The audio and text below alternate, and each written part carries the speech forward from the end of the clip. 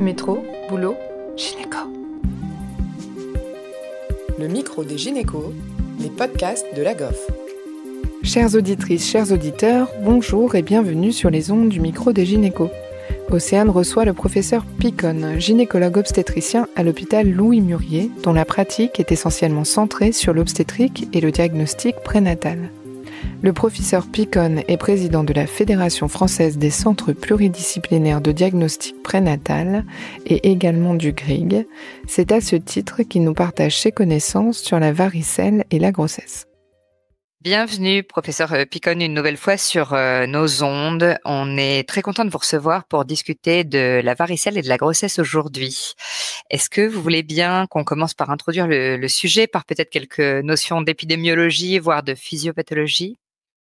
Alors la varicelle, c'est une maladie qui est très fréquente, qui donne des épidémies, notamment au printemps et à l'automne, au moment où il y a au moment des rentrées scolaires, notamment. C'est vraiment la maladie de l'âge de l'école qui est très contagieux.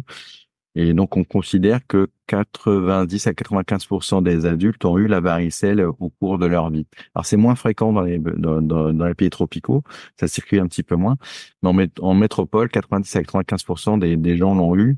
Et donc, ça fait plusieurs dizaines ou centaines de cas de varicelle par an chez la femme et chez la femme enceinte, en sachant qu'on sait que la varicelle est plus grave chez l'adulte et que comme toute infection est plus grave pendant la grossesse, c'est vraiment une maladie qui peut être potentiellement gravissime pour la femme enceinte.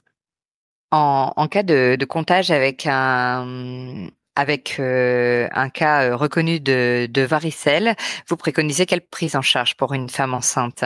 La première chose à faire, c'est interroger la dame. Si la patiente, elle dit qu'elle a eu la varicelle un jour dans sa vie, le risque est extrêmement faible et la varicelle étant tellement typique, le diagnostic est évident. En général, le souvenir est extrêmement fiable. Si elle ne s'en souvient pas, on peut faire une sérologie en urgence. Je dis bien en urgence parce que sinon le laboratoire la fera 10 jours après quand il aura assez de tubes et il faut récupérer le résultat très vite. Et si la sérologie est négative, donc si au moment du comptage ou dans les jours qui suivent, il n'y a pas d'IgG, il n'y a pas d'IgM, c'est-à-dire qu'il n'y a pas eu de varicelle, donc là il va falloir mettre en place la prophylaxie. Et la prophylaxie, c'est les immunoglobulines antivaricelles qui se donnent dans les 10 jours qui suivent le comptage. En sachant qu'on est contagieux avant l'éruption, donc si c'est son enfant le comptage, en fait, il faut compter 2 jours de plus, puisque 2 jours avant, l'enfant avait déjà du virus qui peut être excrété un petit peu partout. Et donc voilà, donc 10 jours d'immunoglobulines, c'est un petit peu différent de ce que l'on disait auparavant où on parlait de 3 jours, mais les nouvelles recommandations de la SPILF et du GRIG et du CNJOF, c'est d'aller sur 10 jours de prescription d'immunoglobulines qui se donnent à l'hôpital. C'est une autorisation temporaire d'utilisation, mais on peut les obtenir dans les 10 jours et ça diminue de façon extrêmement importante le risque d'avoir une varicelle. Donc ça, c'est vraiment extrêmement important. Une injection unique, hein ? Oui, c'est une perfusion de ces immunoglobulines antivaricelles. Quel risque on espère diminuer avec ces immunoglobulines, s'il vous plaît ? Alors déjà, le premier risque, c'est le risque de varicelle maternelle grave. On sait qu'il peut y avoir une pneumopathie varicelleuse. Alors, il y a autant de pneumopathies varicelleuses chez l'adulte enceinte que non enceinte, mais elles sont plus graves. Et on sait que ce risque de pneumopathie est d'autant plus important que la patiente est fumeuse, qu'il y a de nombreuses lésions cutanées, que le terme est avancé. Donc, il y a régulièrement des patients qui vont en réa pour une pneumopathie varicelleuse. Donc, c'est vraiment important de garder ça à l'esprit et d'être vigilant sur les signes de détresse respiratoire d'un adulte, particulièrement enceinte, qui fait une pneumopathie. L'autre risque, c'est le risque malformatif, mais c'est un risque malformatif qui est assez faible. Il est de moins de 2% et surtout au premier trimestre de la grossesse. Et puis après, il y a un troisième moment qui est très dangereux, c'est le moment de l'accouchement, puisqu'une patiente qui fait une varicelle au moment de l'accouchement, il y a un risque de varicelle néonatale maligne. Donc ça aussi, c'est un moment critique pour la grossesse. Donc il y a trois moments: toute la grossesse, le risque maternel, le risque fœtal au premier trimestre et le risque néonatal sur une varicelle au moment de l'accouchement. Et les immunoglobulines, elles ont pu prouver une efficacité dans chacun de ces contextes ou dans un contexte en particulier ? Alors, dans tous ces contextes, puisque finalement, le D'accord. fait est moins souvent malade, bah, du coup, il y a moins de formes graves et puis il y a moins de malformations et moins de formes néonatales. Alors, il n'y a pas d'études randomisées immunoglobuline versus placebo, mais il y a beaucoup Oui. d'études, il y a beaucoup d'études cas témoins, des études exposées, non exposées, qui montrent bien, d'une part, l'efficacité des immunoglobulines chez les adultes et en particulier chez la femme enceinte. D'accord. Et concernant une patiente enceinte dont la varicelle est avérée, quel traitement on met en place? Alors, le traitement de la varicelle chez la femme enceinte, c'est d'abord enfin, c'est pas le traitement, mais c'est la surveillance du risque respiratoire.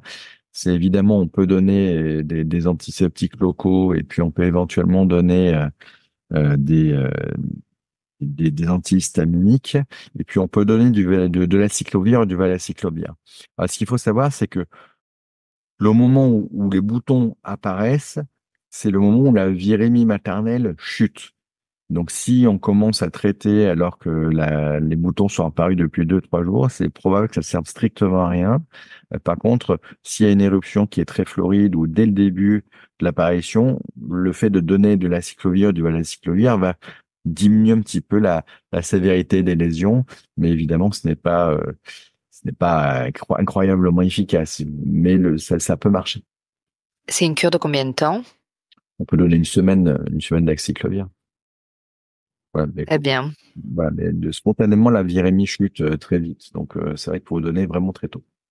En termes de prévention, en dehors des immunoglobulines ou de l'éviction des cas connus en période de contagiosité, est-ce qu'il y a d'autres choses que vous préconisez? Alors, il y a quelque chose qui est assez mal connu, hélas, c'est que le vaccin contre la varicelle fait partie du calendrier vaccinal depuis extrêmement longtemps. Donc, il est écrit noir sur blanc dans le calendrier vaccinal qu'il faut vacciner les adultes en âge de procréer qui n'ont pas d'antécédent de varicelle. Ça, c'est absolument fondamental. Et du coup, une femme, une primipare qui vient d'accoucher, qui a jamais eu la varicelle, eh bien, il faudrait qu'en suite de couche, on prenne l'habitude de les questionner sur leurs antécédents et éventuellement de leur prescrire ce vaccin anti-varicelle. Donc, c'est 2 injections. C'est un vaccin vivant atténué, donc qui est théoriquement contre-indiqué pendant la grossesse, mais qu'on doit faire dans le postpartum. Et à chaque fois que j'ai une patiente que je suis pour une varicelle, ben, on est toujours un petit peu énervé de voir qu'elle a accouché chez nous et qu'elle n'avait pas d'antécédent de varicelle et que personne n'a pensé à lui prescrire ou lui parler du vaccin contre la varicelle. C'est vrai que c'est pas un réflexe qu'on a Ben, suffisamment. on a l'excellent réflexe de revacciner contre la rubéole ou de vacciner contre la rubéole avec le ROR, mais la varicelle, on n'y pense pas. Et vraiment, ça, c'est un message clé, c'est la vaccination postpartum des adultes qui n'ont pas d'antécédent de varicelle, c'est vraiment absolument fondamental. Et chez les patientes qui, par exemple, quand on a l'occasion d'une consultation préconceptionnelle ou quelqu'un qui signale un désir de grossesse, on devrait peut-être aussi se créer le réflexe. Absolument, absolument. Et c'est pour ça aussi que la SPILF et le collège là ouvrent la porte à une sérologie varicelle pendant la grossesse pour sensibiliser au fait de vacciner en postpartum. Mais oui, oui, de toute façon, la consultation préconceptionnelle qui est beaucoup trop peu réalisée doit inclure un chapitre vaccination. Et dans les vaccinations, bien entendu, la vaccination contre la varicelle, c'est tout à fait fondamental. La sérologie, ça concernerait du coup toutes ces patientes qui sont pas sûres ou qui n'ont a priori pas eu la varicelle seulement, c'est ça, hein? C'est ça. Les autres, on va dire, on les croirait sur. Oui, je Euh, pense oui, que voilà. c'est ça ouais, bah en plus, en général, c'est dans l'album de famille, il y a toujours la photo avec tous les boutons partout, hein. Oui, Donc, c'est vrai. ça, c'est typique. Ça, c'est typique. Voilà. Ouais, faut vraiment en parler et puis il faut vraiment proposer cette vaccination. Alors, évidemment, comme toute vaccination, elle n'est pas efficace à 100%, mais elle diminue de 80% le risque de forme grave. Euh, ou 90-95% le risque de forme grave. On peut faire des varicelles après une vaccination, mais en tout cas, voilà, le risque de forme grave, il est largement diminué. Très bien. Concernant le zona, est-ce que ça arrive souvent pendant la grossesse? Est-ce qu'il y a une attitude particulière chez la femme enceinte en cas de zona? Non, il n'y a pas de chose particulière. Il n'a jamais été décrit de syndrome de varicelle congénitale en zona. Donc, voilà, il n'y a pas de mesure de précaution particulière sur un zona pendant la grossesse. Merci beaucoup. Quelque chose que vous souhaiteriez ajouter sur la varicelle? Juste préciser que c'est un vaccin atténué, donc il est contre-indiqué pendant la grossesse, mais qu'à ce jour, il n'a jamais été décrit de malformation suite à une vaccination pendant la grossesse. Donc, si une patiente est vaccinée par erreur pendant la grossesse, ne pas paniquer. Vous faites bien d'ajouter cette information, c'est intéressant. Merci beaucoup, professeur Picon. Bonne journée. Merci beaucoup. Au revoir. Merci à tous de nous avoir écoutés aujourd'hui. Rendez-vous la semaine prochaine pour un nouvel épisode. Vous retrouverez toutes les ressources et références de ce podcast dans la description et surtout, n'hésitez pas à vous abonner à la chaîne, à lui accorder 5 étoiles, voire même à en parler autour de vous. Métro, boulot, gynéco.